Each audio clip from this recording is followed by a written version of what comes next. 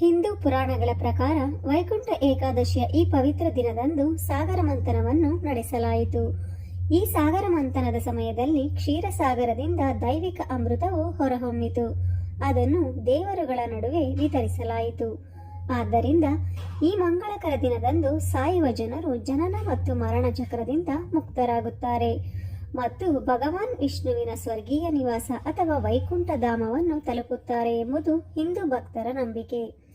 ಧಾರ್ಮಿಕ ನಂಬಿಕೆಯ ಪ್ರಕಾರ ಹೇಳುವುದಾದರೆ, ನಿತ್ಯ ಬದುಕಿನಲ್ಲಿ ಸಾಕಷ್ಟು ಲೋಪದೋಷಗಳು ತಪ್ಪುಗಳಾಗಿರುತ್ತವೆ. ಅದನ್ನು ನಿವಾರಿಸಲು ಈ ವ್ರತಾಚರಣೆ ಒಂದು ಪರಿಹಾರ ಕ್ರಮ.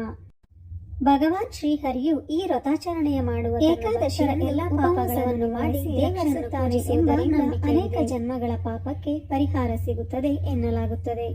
ಹಾಗೆಯೇ ಈ ದಿನ ಬ್ರಾಹ್ಮಿ ಮುಹೂರ್ತದಲ್ಲಿ ದೇವರ ದರ್ಶನ ಮಾಡಿದರೆ ಜೀವನದ ಕಷ್ಟಗಳು ಮಾಯವಾಗುತ್ತದೆ.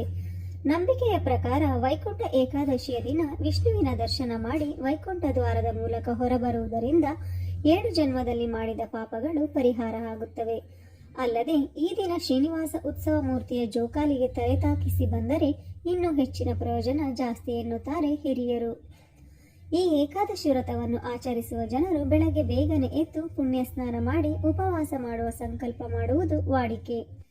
ಧೂಪ, ದೀಪ, ನೈವೇದ್ಯ ಮುಂತಾದ 16 ಪದಾರ್ಥಗಳಿಂದ ವಿಷ್ಣುವನ್ನು ಪೂಜಿಸಿ ರಾತ್ರಿ ದೀಪದಾನ ಮಾಡುವುದು ಕೂಡ ತುಂಬಾ ಶ್ರೇಷ್ಠ. ದೇವಸ್ಥಾನಕ್ಕೆ ಭೇಟಿ ನೀಡಿ ಮತ್ತು ಭಗವಂತನಿಗೆ ಪ್ರಾರ್ಥನೆ ಸಲ್ಲಿಸಿ ಭಗವಾನ್ ಮಹಾವಿಷ್ಣುವಿಗೆ ಹೂವಿನ ಹಾರ, ನೈವೇದ್ಯ, ಬಾಳೆಹಣ್ಣು ಅರ್ಪಿಸಿ. ಎಲ್ಲರೂ ಭಗವಂತನ ಕೃಪೆಗೆ ಈ ವಿಡಿಯೋ ನಿಮಗೆ ಇಷ್ಟ ಆಶೀರ್ವಾದವನ್ನು ಲೈಕ್ ಪಡೆದುಕೊಳ್ಳಿ. ಹಾಗೆ ನಮ್ಮ ಚಾನೆಲ್ನ ಸಬ್ಸ್ಕ್ರೈಬ್ ಮಾಡ್ಕೊಳ್ಳೋದನ್ನ ಮರಿಬೇಡಿ. ಧನ್ಯವಾದಗಳು.